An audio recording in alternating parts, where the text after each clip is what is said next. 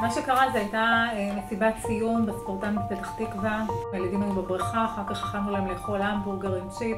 פתאום היא הגיעה בקטע של בלחץ, אני לא יכולה לנשום, אני לא יכולה לנשום. אז כזה נעמדתי מאחוריה והתחלנו לעשות תרגילי נשימה, אמרתי תנשמי, תשאפי, ושורף לי בגרון. אמרתי טוב, תשבי, תירגעי. אז אמרתי תשבי, תירגעי, ועזבתי אותה, היא נפלה. באופן אוטומטי, באתי להנשים אותה.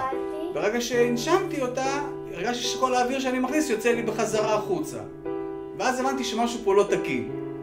אתה מחזיק בן אדם ואתה מתפלל לזה שהוא הלוואי להיות בחיים. כי אתה כחולה.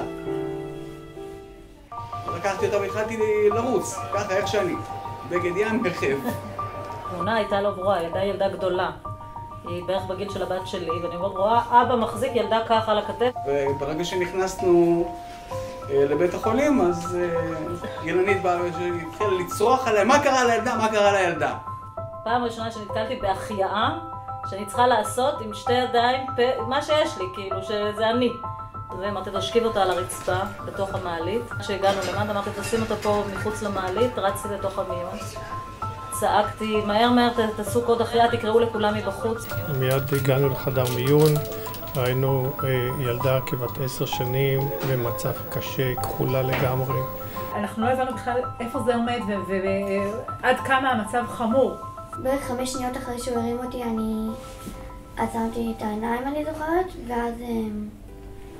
ואז התעוררתי בטיפול נמרץ. העזרה הראשונה מצוינת בחדר המיון, והטיפול לאחר מכן בטיפול נמרץ, למעשה הציל אותה. היה לי גם אפיפן בתיק, אני רק לא ידעתי שאני צריכה להשתמש פה במקרה הזה. רק פה בשניידר שקיבלנו את ההדרכה והסבירו לנו, אז הבנו בדיוק למה האפיפן משמש. מזל שמרכז שניידר היה כל כך קרוב לספורטן, וזה אפשר לנו את ההגעה המהירה בזמן מאוד קצר כדי להציל את החיים של לירז.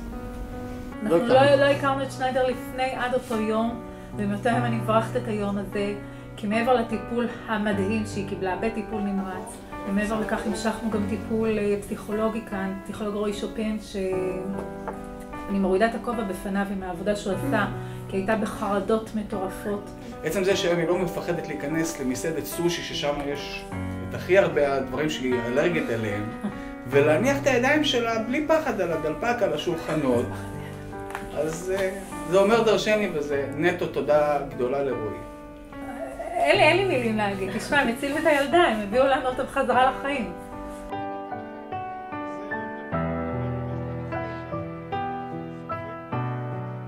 אנחנו משתדלים לחיות את החיים הכי רגילים, משתדלים להקנות לך חיים הכי נורמליים שאפשר. היא אוהבת לשיר. לשיר זה החיים שלה, לשיר זה האהבה שלה. ואתם עוד תשמעו עליה, ואותה.